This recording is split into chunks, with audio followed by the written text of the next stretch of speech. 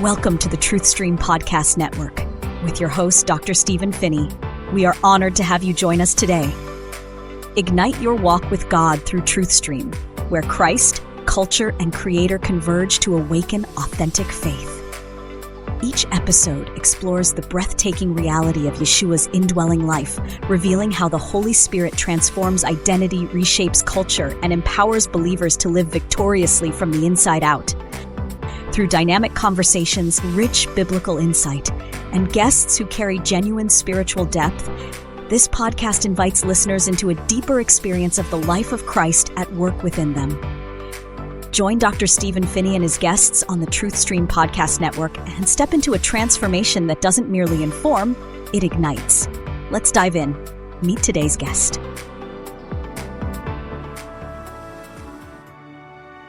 Welcome to the Exchange Live podcast. We are going to be talking about a very fun topic, one that I happen to be very curious about, and that is insomnia. And I'll save a lot of the statistics for the interview itself, but I will tell you this. It is a huge problem today, particularly with people who live online. And so we'll discuss that in other topics. But on the Exchange Live podcast, many of you know that we focus on the life of Christ.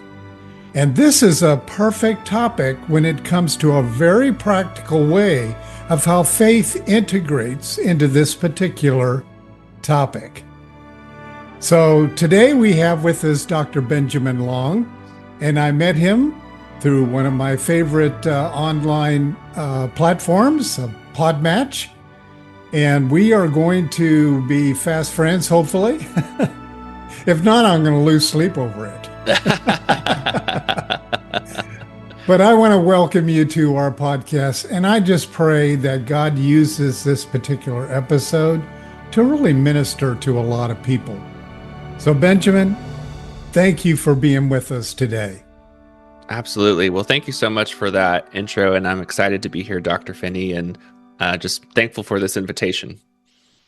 Well, we have discovered already in our pre-show talk that we have several things in common. And one of those is that you live in San Antonio, Texas, which is where I was born. And I still have a great love for Texas. Tell us a little bit about you, your family life, and why you are in Texas.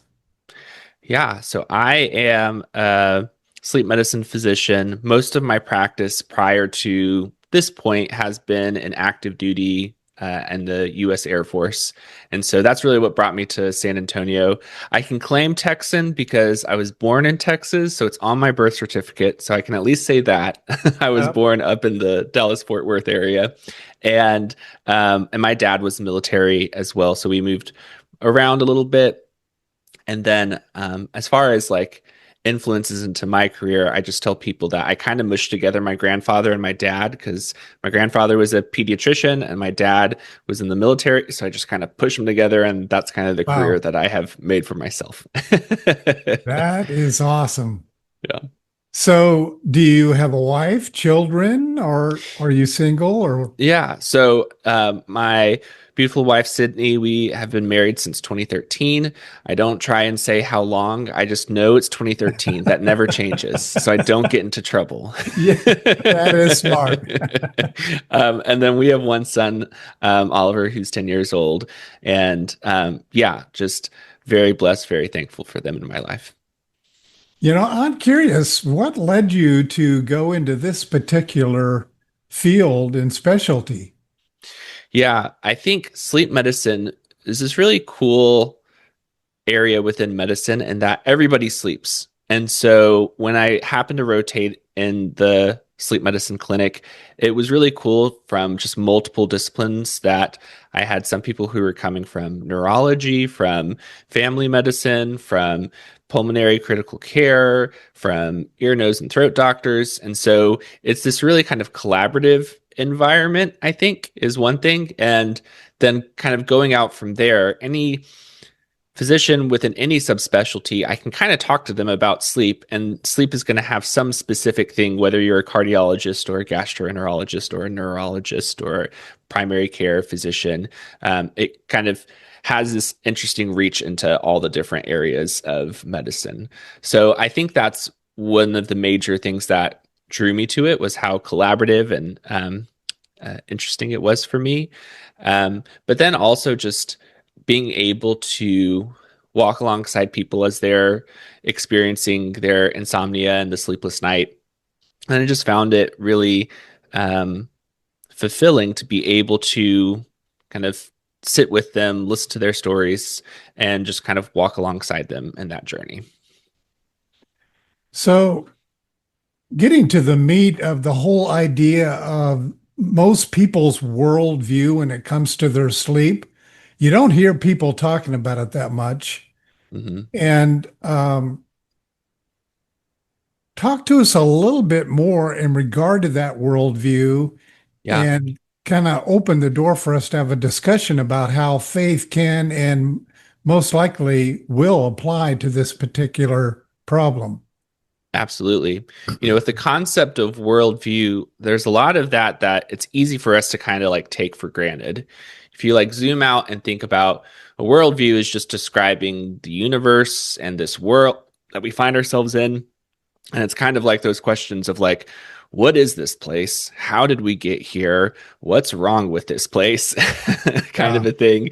And how do we kind of move forward from here? So there's a lot of beliefs of like, and really limiting statements of like what can exist or what does not exist, what things are good, what things are bad, what things are desirable, not desirable. And there has been some kind of critique with worldviews of saying there you have worldviews, and then there's also this other kind of category of a social imaginary, and that's very even more unconscious of like the stories and the narratives and icons and all these kind of things around our society that kind of are somewhat of a glue that kind of hold us together.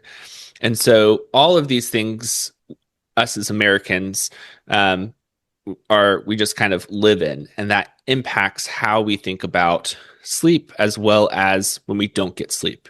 So oftentimes I kind of start this conversation by saying, think about if you don't get a good night's sleep and that's been a problem for you, where do you turn? And I think that's the biggest thing. Not only just points to what our hearts and our desires and the things that we find important, but our worldviews and our social imaginaries are going to kind of go into that. So one of those very common things is a more kind of like a consumeristic response of, well, I need to buy something. There needs to be some gadget or pillow or supplement or something. It's really easy to go online and someone is going to sell you something that's going to promise the perfect sleep, kind of a thing that oftentimes or get one of those $3,000 mattresses. yeah, exactly. Yes.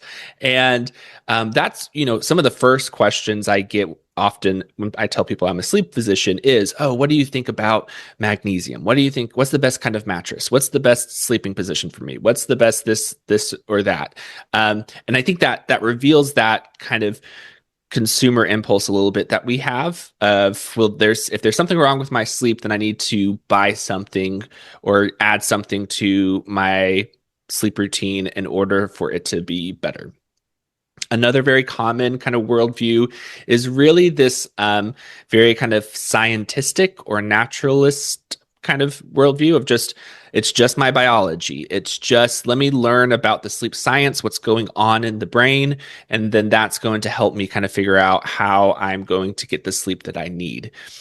And both these things are not necessarily wrong, but I think it just highlights what we turn to when we're experiencing barriers to good sleep. And so what my ministry that I try to do is to really kind of point us back to God and look at the sleepless night as an opportunity for us as Christians to connect with God. So what do most people do? I agree with you is that at the base of any conflict that our minds have or our bodies have, it is really coming back to God. Mm-hmm. And it's kind of not kind of, it is, releasing the life of Christ within us. Because if we Hmm. are, born again Christians, Right. Bible says we have the life of Christ in us. And even Paul said, have you forgotten that you have the mind of Christ? Right. So I doubt that Christ, needs to take, naps and has to have good sleeping patterns. He is awakening us at all the time. Yeah. But I was talking to a guy yesterday that was addressing that particular part of him not being able to sleep. And Hmm. that is God's talking to him all the time, and Yeah. and he says, my time of the day is 3 a.m. because that's when God, talks to me. Yeah. So, but what do normal people do? Do they shift to medicines? Do they you know, keep buying device after device? But what is the typical thing that people do? Yeah, I in my intake packet, if you come to see me as your sleep doctor, that's one of the first questions I ask is, what have you actually tried to do? And that list is so long oftentimes. And I think, yeah, it's really most people reach for something that they can buy, oftentimes that they see on some kind of social media or Google search or things of that nature. So very quickly people will go to supplements like magnesium or chamomile teas or melatonin or L-theanine, all of these different things that in and of themselves are not necessarily bad or harmful. The problem with most of those like supplement interventions is there's no good research that says they're better than placebo. And I always hate to mention this because then there are going to be people who I'm going to burst their bubble and that placebo effect might be gone for them. So I don't often say this to my clinic. I try to make sure that people are safe and I'm like, hey, if you want to have that sleepy time tea before bed and you feel like that's what helps you to go to sleep, great, keep going at it. Right. But there's no research that shows that that is actually better than placebo. And from a scientific kind of worldview, other colleagues that I have, they kind of poo-poo the placebo effect. But really, a big part of that is just belief, and shows that power that the mind has of belief, and from a Christian worldview as well. It's not necessarily just like me by myself, my belief that I specifically have, but what God might be doing in and through my life and my what we've been talking about, our worldviews and our social imaginaries and things of that nature. And so a lot of my job as a physician, I practice in a way of making sure that people are making safe decisions. Oftentimes, the next thing after that are those devices, whether it's a special pillow or a special mask or a mattress or some kind of a additional gadget to buy is also a pretty common response. Weighted blankets have been really a big thing for a while too. So that's usually what I see is people reaching for something to buy. Oftentimes they go the medical route and they're talking to their primary care doctor, then they're getting some kind of a sleep aid. And I tell people sleep aids are called that because they're like a band-aid. It's not going to fix your sleep, it's going to be a band-aid to kind of help cover the problem, but you're not necessarily getting at the root cause of your insomnia. So, and aren't a lot of those addictive? Yeah, not truly addictive in the sense of when we think of addiction in the brain, that is when I take that away, my brain chemistry has shifted in a way that I have like a true withdrawal from that. And that's that true addiction. So it doesn't do that like you think of other kind of addicting drugs or pain medications or things of that nature, but you can get a certain level of dependence on it. And Gotcha. that once you take that away, then it's kind of like um, maybe a good way of describing it is like you're changing the journey a little bit. Like the sleep aid gives you an off ramp a little bit sooner, and if I take that and that's closed, then you have to drive down the highway a little bit longer before you can exit, kind of a thing. Gotcha. That Yeah. makes that's a good illustration. Now I'm going to ask kind of a sensitive question. Okay. How much of this is based on being self-focused? And Mm. how does that apply to more of a biblical worldview? Yeah, no, I love that question because that's exactly what mindset we are often in. Even in medicine, as we're talking about insomnia, I'm talking to you about your sleep, which is very individualistic, which we also is a common impulse within American culture and American medicine. When that's the really beautiful thing of the Bible is it takes us out of just the me and my sleep and points us back to those horizontal and vertical connections of my connection with God and my connection with others. The A really beautiful place that we see this is in both Exodus and Deuteronomy. There's a series of laws, and there's one quick one that talks about a poor man who is in some kind of debt. And it says that if you take your neighbor's cloak as a pledge, and essentially this person is to return it to him so that he can sleep in it. And it goes on to say, like, what else shall he sleep in? And it shall come about that when he cries out to me, I will hear him, for I am gracious. And so it's this really one beautiful thing in that God cares about our sleeplessness. Really? Like God hears the cries of this person who, Yeah. if you think back to that ancient context, he's going to be cold. Like those cloaks are very important because that's all that he has to protect him from the environment and the weather around him. And then also what's really interesting here is if you look at like other ancient law codes in that same kind of time frame, there really isn't a similar frame where someone who is in debt, there is a command to give back that collateral. Like that is very radical in that ancient Near Eastern context as well. So, so it points back to that connection. And then when that law is revisited in Deuteronomy, it goes on to say that he may sleep in his cloak and bless you, and it will be for you. It will be counted as, I think, righteousness it will be righteousness for you before the Lord your God, is in Deuteronomy 24:13. And so really it gets back to that relationship, that it's not just about the fact that this person can't sleep and God's compassion, that vertical, but it's the horizontal relationship too, of me thinking about how am I impacting the sleep of those around me as well? And that's not a frame that we typically see when we're talking about sleep in the American context. So I'm not guessing at this because, the times that I have had, issues with staying asleep or falling asleep, anxiety has a lot to do with it with me. Mm-hmm. And if I'm anxious, it even makes it worse for me to, shut my mind off or trust in the Lord and, go to sleep. And so when that moment happens, take us right to that moment. It's 2 a.m. and you can't shut your brain off and you're anxious.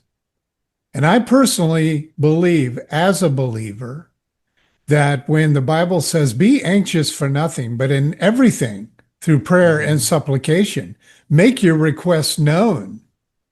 That's where the true peace comes from. Yeah. So when we get to that moment, should they get out of bed? Should we just sit there and recite scriptures in our mind? Give us the practical thing you would do in that moment. Yeah. No, I love that you bring that verse up, because oftentimes when you're talking to people and they read "be anxious for nothing," they're like, well, what does that mean? Like, how do I do it? But I'm anxious about this. Yeah. And so, right, you're exactly right. You have to go on, and it's like, well, no, the verse continues after that, and you need to make your supplications known to God. You're inviting that, God is inviting that connection with you. And that's exactly what you should do in the sleepless night. So in my book, I call them the sleepless night rules.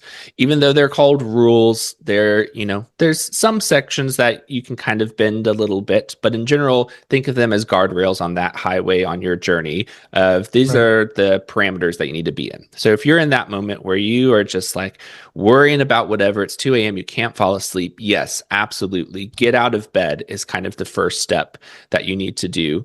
So those sleepless night rules, the 5 of them are: cease before bed and wait to feel sleepy. Rise from bed if you can't fall asleep. and then connect with God and wait to feel sleepy, and then repeat steps 2 and 3. If you lie down again and you're not sleepy, then repeat those other steps. You get out of bed and wait to feel sleepy, and then lie back down. And the 5th one is resist sleeping in and taking naps. And that's often the place where I lose people, because they're like, Dr. Long, don't take my naps. I love my naps. I love sleeping in. And so sometimes that's a little bit of a thing that we got to get over. But yeah, if you find yourself, that's a common night for you, getting out of bed. One reason that we talk about that from psychology is that when you are tossing and turning in your bed night after night, and you've done that for years and decades, then you've conditioned yourself for the bed to be this place where you are awake and worried and frustrated and having all of these emotions. And it's a place that could be that or sleep. And so essentially what you're doing to get out of bed, we're trying to disconnect that association in your brain and have the bed just be a place that you fall asleep. Okay. And so yeah. Go ahead. No, absolutely. I'm just going to say, so when you get out, yep. What should you not do? Yeah. Oftentimes a binge viewing on a cop show or right. Yes. So then when you get out of bed, most of the time, if you're talking to a sleep health professional, they'll tell you do something boring, that's not engaging, that is, you're not going to get more of that sympathetic nervous system fight or flight. So yeah, something that's really exciting, something that is going to kind of amp you up. We don't want to do any of those things, because that's going to kind of get you back to bed. But then this also goes back to that worldview that we were talking about earlier. I talk a little bit in my book. Often too, when we're thinking about what are we going to fill our time during the night, that also reveals the desires of our hearts and where we want to move toward. And I can't tell you how many times I'll hear people say, well, if I can't sleep, I might as well be productive. And there's nothing wrong with productivity. Right. We need efficiency and productivity for things to be able to move well in organizations, for us to serve the people that we serve.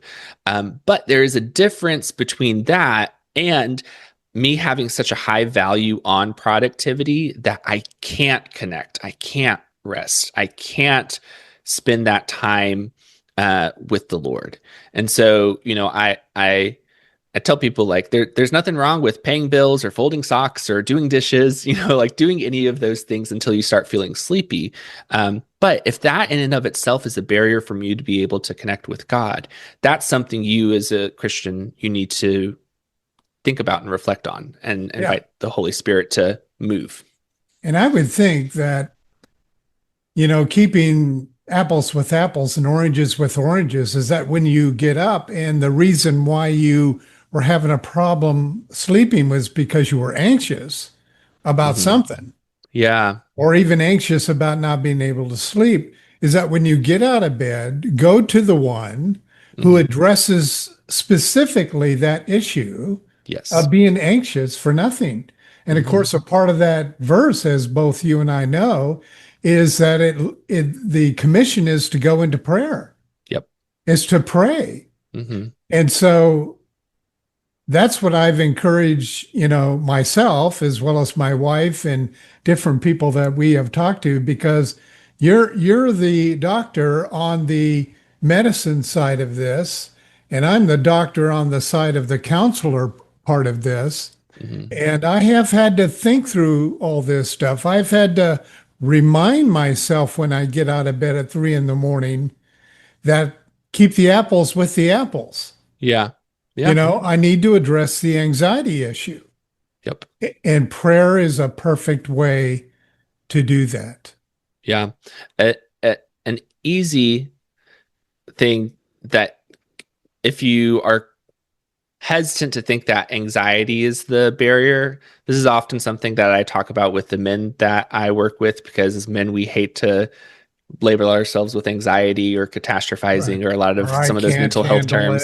Yeah, exactly. So I'll be talking to a guy and they're like, no, I'm not anxious. And then I ask, well, what are you thinking about at night? Give me your to-do list. What's on your checklist? And then they give me this, this full thing. And I'm like, nope, that's anxiety, kind of a thing. So sometimes what I might kind of bring up is one thing that you can do is actually what's called paradoxical intention, where you essentially tell yourself, I'm going to stay awake. You know, like have some kind of a statement of like, okay, I'm going to stay awake as long as possible. And that sounds scary for someone who is anxious about falling asleep itself. But essentially what that does is it kind of removes the performance anxiety component of a little bit. And then oftentimes people find themselves, they actually feel more relaxed and they're starting to be able to notice my eyes feeling a little bit heavier, drifting or nodding off or things of that nature, because they've kind of flipped that script. They have, embraced the thing that they are so afraid of, and actually that then decreases that performance anxiety. But yes, exactly what you're saying as far as prayer and connecting with God and bringing that to the Lord. I think that is the thing that we see over and over, especially in the Psalms, when we see the psalmists being faced with their sleepless nights, is what's implicitly implied in each of those Psalms is that God is worthy of bringing our frustrations to. Like, like I'm not going to bring that a complaint to someone who can't fix my problem. Like that, Right. That wouldn't make sense if I'm, had a problem at a store and then I spoke to the janitor about the problem. Like I'm going to talk to a manager or someone who could actually do something about my complaint. Same thing of when we come before God, just that act and that action is in itself implied that I believe that God can do something about my current situation. And so oftentimes, especially I would say for a lot of us today, we sometimes over intellectualize of like whether or not, like, okay, well, God already knows my heart, so why should I pray? Or, like if God is eternal, then he already understands. I've heard those kind of like lines of thought or things of that nature. And the process is, I tell people prayer is communication, not manipulation. Like you are not connecting with God so that way he can magically, you've checked off praying to me, so now I'm going to give you sleep. It's not transactional. It's that communication and connection with God to be able to walk with you in your sleepless night. So oftentimes I'll tell people I very rarely in this setting talk about better sleep, because you can go on this journey and there not be a lot of shifts for maybe what you would quote unquote think of as better sleep. I'll talk a lot about better sleep habits, progressing on your journey and, other kind of measures of sleep. But we live in a broken, fallen, sinful world, and that comes with it a lot of big barriers to sleep that I can't necessarily fix for every single person. But the thing I can do is always bring you back to the Lord, who is going to be with you in that brokenness. I think it's just rather fascinating in that passage about not being anxious. Mm-hmm. Why does he throw in there being thankful, Mm-hmm. And so, but I have taken that seriously, and I'll give our listeners a little, golden nugget in regard to what almost works for me every time. Mm-hmm. Since I've identified the issue as anxiety, and I know that humans, when they talk and share, they feel better, whether they're talking to their dog Mm-hmm. or the living God. Yeah. They do feel better after they kind of let it out. Mm-hmm. And that's the benefit of prayer. You're just laying all of your anxieties before the Lord, and you're just being honest and transparent. But the thing that works for me, if I know when I lay in bed, I know if it's going to be one of those nights where I'm going to, review all my projects for the day and, go down my list. Mm-hmm. So I start out by glorifying the Lord. I'll just say, Lord, thank you for my wife. She's an incredible gift, and I'll thank God for my children and grandchildren and great grandchild and my friends. And I just, Mm-hmm. that's what my focus is on that Thanksgiving. And almost every time I drift off. Yep. Yeah. So there's something about letting go Mm-hmm. of trying to control things in your mind Mm-hmm. and realize that, hey, I'm not God. And Yeah. I can't fix all these things. Yeah. But I Absolutely. know a God, the God that can. Yeah. And so, but I'd like to challenge you to allow me to invite you back for a part two, Yeah, of course. because I want to send a survey out there and get some questions that people have and come back and have me ask you their questions. Yeah. Would you be That'd be open to that? absolutely. That'd be too much fun. Okay, excellent. But before we go, I want you to share with us about your book, and I'll make sure the link gets in the video. And those who are listening to the audio, I'll make sure that link is in the description box. But tell us about your book. Yeah, so my book is called Sleep Habits Journal: Practices, Prayers, and Devotions to Ease Your Sleepless Night. I like to tell people it's the insomnia book for people who hate to read, because there's nothing worse than you have to get through 25 pages before you finally get to some kind of questions or application for Yeah, everything that you. There's some value in that, but the way that I designed this book, I say there's anyone who writes a book knows it's we. There's a big team that goes into editing and crafting the book to its final thing. So got to give credit where it's due. But the design of the book is so that you have these small, almost like bite-sized activities that they're shaped around those 5 sleepless night rules that I talked about. So you could either go through the book in order, or let's say you're someone who's that like 2 a.m. I'm kind of getting worried, but I hate getting up out of bed. Like it's so hard for me to actually rise up out of bed. There's a whole section on that. And so then each activity excellent. in that section, one way or another, is designed to kind of move you further on that journey of trying to accomplish that specific step. So it's accessible, interactive. I wanted it to be something that you could, life happens and gets in the way. So then if you put it down for a couple months and you come back to it, it's not like wait a second, what chapter was I in? What are we talking about here? I have to start all over because I don't remember like what part I'm in, kind of a thing. And then there's a lot of like interaction to it as well. It truly is a journal. So you write in it, you track what you're doing. There are these little rest areas at the end of each section that give you an opportunity to just focus on that specific rule or one thing this week to kind of work on. And so really try to make it that it is approachable from a lot of different angles, because people find themselves in such an array of situations. So if you're interested in learning more, you can go to sleephabitsjournal.com, and that'll take you to my website. And from there, you can find social links and all that other stuff to connect with me. Excellent. We'll make sure we get that link in there. And thank you for being willing to come back, because this is a big problem, particularly in the digital age. And even I have some specific questions that I want to ask you. So we'll book our next time, and I'll even get that date posted so people can have something to look forward to. But I want to thank you, Dr. Long, for just being willing to respond to that pod match. And now we're connected. And I think between the group that you serve on a regular basis and the thousands of people that are following us, we can really provide some good resources and help to those people. So I really appreciate you being on our podcast today. Absolutely. Thank you for the opportunity. And I'm already looking forward to hearing what everyone's questions are going to be. Amen.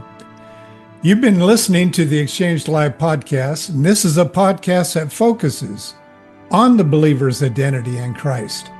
And what we place our focus on becomes our identity.